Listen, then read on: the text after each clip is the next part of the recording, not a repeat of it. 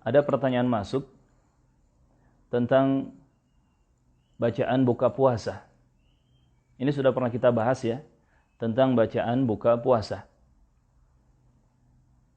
Di mana sebenarnya ketika kita memulai iftar atau berbuka puasa, cukup mengucapkan bacaan yang singkat saja, yaitu dengan tasmiyah, bismillahi.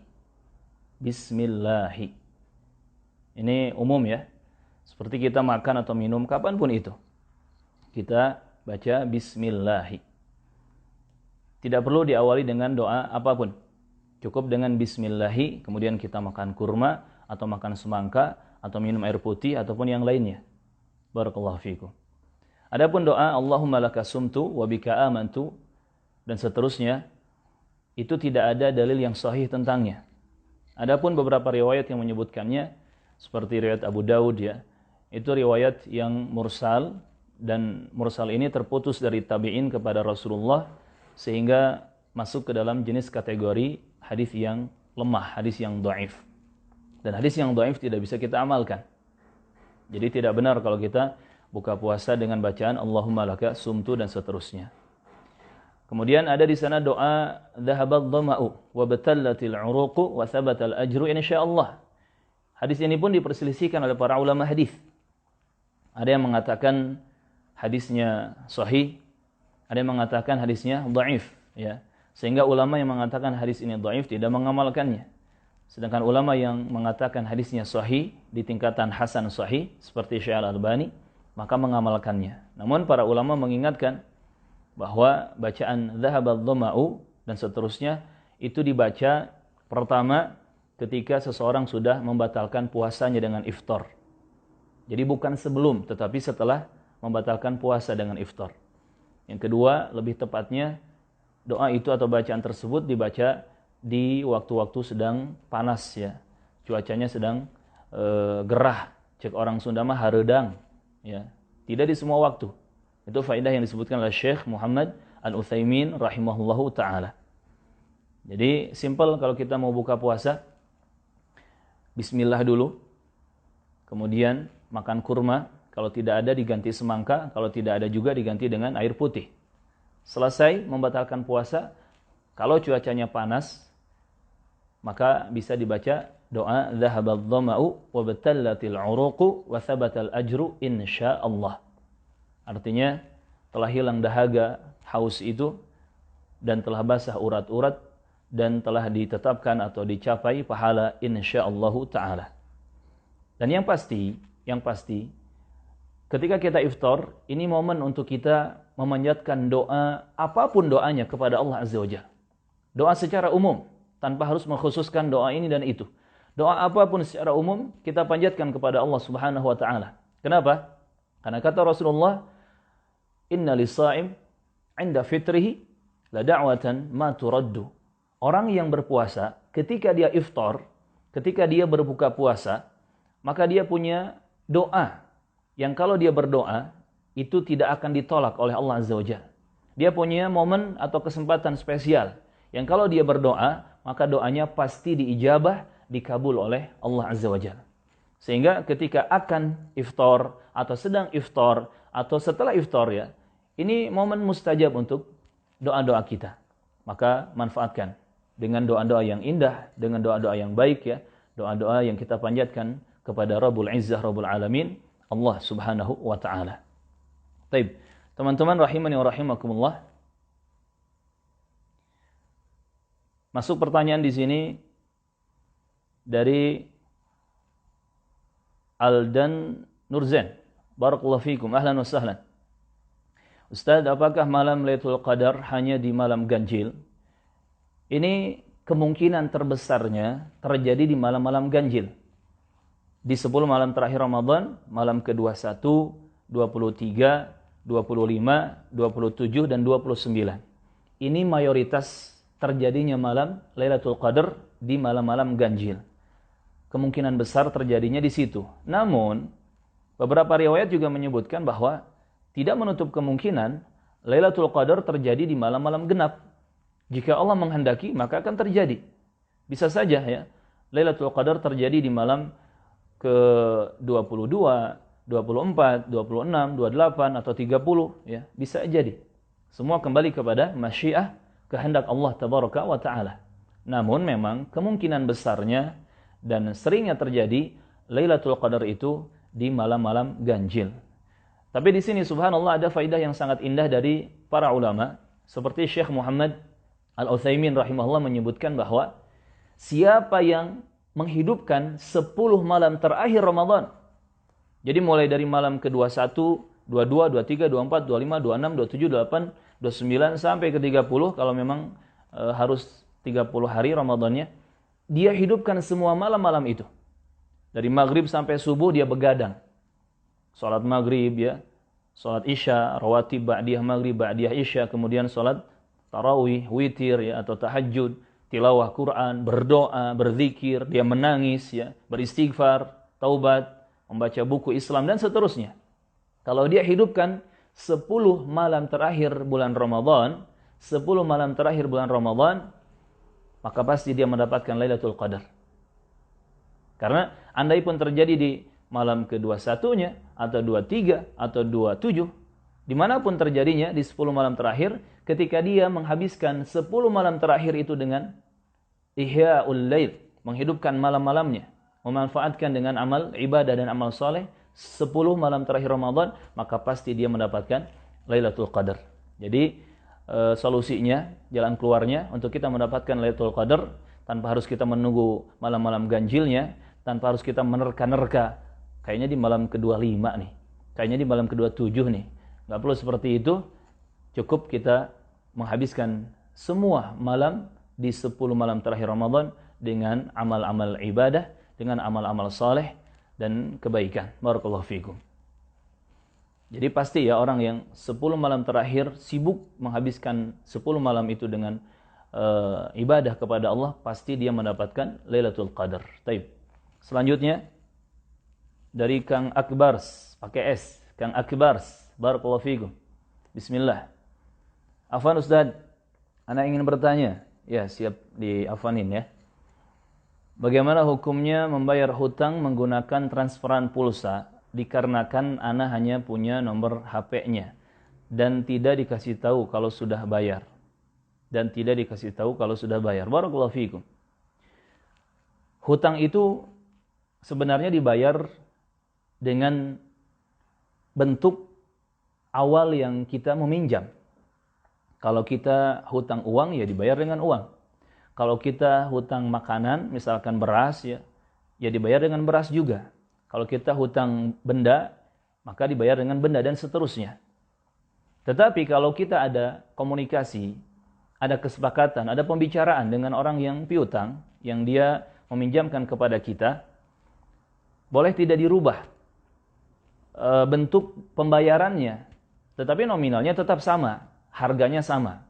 Misalkan kita punya hutang 100.000 uang, ya kita pinjam uang 100.000 ke si fulan. Kemudian kita bertanya, boleh tidak hutang 100.000 saya dibayar dengan pulsa 100.000, nilainya sama, nominalnya sama, tidak ada beda. Kalau dia ridha, maka boleh kita membayar dengan pulsa. Kalau dia tidak ridho, tidak sepakat, maka tidak boleh. Barakallahu fikum. Jadi kasusnya di sini, pertama harus ditanyakan. Boleh tidak hutang uang saya kepada antum diganti pembayarannya dengan pulsa, transfer pulsa. Kalau dia sepakat, baru kita boleh mentransfer pulsa. Kalau dia setuju, dia ridho, maka boleh. Kemudian setelah itu, wajib juga memberitahu ke dia. Ya, jangan sirron, jangan sembunyi-sembunyi, ya. Harus memberitahu, akhi, ana sudah bayar hutang ana ya dengan pulsa, sudah ana transfer seperti yang kita sepakati. Jadi harus terbuka. Sama seperti jual beli ya, hutang piutang juga harus terbuka. Barakallahu fikum. Ada bahasa indah di bahasa Sunda. Di sini kalau ada orang Sunda, bahasa Sunda itu ada kaidah hade goreng kubasa. Hade goreng kubasa. Jadi baik buruk ada pembicaraan, baik dan buruk ada kalimat. Barakallahu fikum. Jadi musyawarahkan ya apa yang terbaik. Baik. Selanjutnya dari Ashja Afnan. Barakallahu fikum. Ahlan wa sahlan. Afan Ustadz, Anda mau bertanya mengenai bolehkah mendengarkan murattal di saat melakukan aktivitas lainnya, semisal masak dan memperbaiki lainnya. Barakallahu fikum. Ini pertanyaan serupa, hampir mirip, pernah ditanyakan kepada guru kami, Syekh Saleh Ibn Fauzan, Ibn Abdullah Al-Fauzan, hafidhahullah ta'ala. Jadi Syekh Saleh Al-Fauzan, hafidhahullah ta'ala, pernah ditanya dengan pertanyaan yang mirip seperti ini. Boleh tidak seseorang yang dia sibuk di dapur memasak atau sibuk melakukan aktivitas rumahan, sambil dia menyetel murattal seorang qari untuk dia dengarkan? Maka Syekh Shalih Al-Fauzan hafizahullah taala menjawab, la ba'sa bihi. La ba'sa bihi. Tidak ada masalah. Ya enggak apa-apa, boleh-boleh saja. Ibu-ibu ya, atau ummahat sibuk di dapur ya memasak atau nyiksikan ya, motong-motong sayur sambil dengar murattal. Atau misalkan seorang suami, seorang ayah, dia sedang sibuk entah mengepel mungkin, menyapu lantai, atau mungkin memperbaiki suatu benda ya di rumahnya sambil dengar murattal. Tidak ada masalah. Yang penting lisan kita, mulut kita diam. Lisan kita, mulut kita diam. Tidak ribut ya. Karena kewajiban kita adalah mendengar. Barakallahu fikum. Ketika Al-Qur'an dibacakan ya, ansitu, kita harus diam. Kita harus mendengar, menghayatinya, mentadaburinya, dan diam lisan kita. Jadi sebatas hanya mendengarkan dan kita sibuk dengan tangan ya, melakukan aktivitas yang positif, pekerjaan rumahan atau lain sebagainya, tetapi lisan kita diam, mulut kita diam ya, tidak ada pembicaraan, tidak ada berisik dengan lidah kita, tidak ada omongan, maka itu boleh-boleh saja, tidak ada masalah. Yang jadi masalah adalah ketika seseorang baca Quran atau Al-Quran itu dibacakan, mulut kita pun ikut berisik. Nah, itu yang jadi masalah, itu yang menjadi dosa. Barakallahu fikum. Hayakumullah jami'an. Taib. Selanjutnya pertanyaan dari Fani Febriani. Barakallahu fikum. Ahlan wa sahlan. Assalamualaikum warahmatullahi wabarakatuh. Waalaikumsalam warahmatullahi wabarakatuh. Ustaz mohon memberi tips untuk membaca Al-Quran agar tidak mudah kerongkongan lelah dan nyeri dalam jangka panjang. Jazakallahu khairan. Wa antum jazakumullahu khairan. Barakallahu fikum. Pertama, di sini kita harus menjaga nada ya. Jangan terlalu tinggi, jangan keseringan nada tinggi. Karena nada yang tinggi, yang sering naik nadanya, suaranya, itu mempercepat lelah, capek, dan sakit atau kering tenggorokan. Jadi pakai saja nada yang rendah ya, nada yang rendah. Yang penting kita mentadaburi makna-makna yang kita baca dari Al-Quran tersebut. Barakallahu fikum. Kemudian biasakan minum air putih yang banyak. Jelas itu ya. Barakallahu fikum. Dan tidak mengapa kita tilawah Quran, baca Quran ketika merasa lelah atau haus. Kalau di Ramadan di malam hari tentunya ya. Kalau Ramadan di malam hari, kita punya target di malam hari baca misalkan 5 juz atau 1 juz. Kemudian kita merasakan haus. Berhenti dulu di letak atau titik wakaf yang benar, yang tidak memutus makna ayat tersebut. Kemudian kita minum. Ya. Kemudian lanjutkan lagi bacaan Qur'annya. Tidak ada masalah. Barakallahu fikum. Nah, dan selebihnya berdoa, minta tolong kepada Allah Subhanahu wa ta'ala. Karena kita bisa beribadah kepada Allah adalah dengan pertolongan Allah Azza wa Jalla. Kekuatan yang kita miliki untuk beribadah kepada Allah Azza wa Jalla datang dari Allah Azza wa Jalla. Maka perbanyak minta tolong, berdoa kepada Allah Subhanahu wa ta'ala. Barakallahu fikum. Selanjutnya, bagaimana motivasi buat anak agar semangat mempelajari buku-buku sunnah? Terkadang anak cepat futur. Dari Ikhwan Salafiyun. Masya Allah, barakallahu fikum. Nama antum sudah bagus ya, Ikhwan Salafiyun. Maka harusnya tidak futur. Apalagi dalam mempelajari buku-buku sunnah. Ya. Motivasinya sangat banyak sebetulnya. Yang pertama adalah doa. Minta pertolongan kepada Allah Subhanahu wa ta'ala. Selanjutnya, Coba antum sering juga membaca buku-buku tentang perjuangan para ulama sunnah. Ya, semisal Imam Ahmad ya, atau misalkan Imam Syafi'i ya, Imam Al-Bukhari ya, termasuk ulama di zaman sekarang. Syekh Shalih Al-Fauzan, atau ada ulama yang masih muda, usianya masih di bawah 5 tahunan, 50 tahunan. Usianya masih di bawah 50 tahunan kalau tidak salah ya. Tetapi beliau sudah punya guru 1000 lebih guru. Yaitu Syekh Shalih Al-Utsaimin. Syekh Shalih Al-Utsaimin. Beliau ulama di Madinah atau di Saudi Arabia sekarang. Syekh Shalih Al-Utsaimin rahimahullah taala.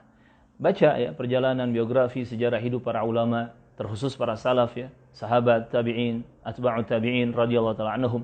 Insyaallah apa yang kita tahu dari perjalanan hidup mereka, sejarah biografi hidup mereka, ini akan memotivasi, menyemangati kita untuk lebih semangat dan tidak futur dalam mempelajari buku-buku sunnah insyaallah taala.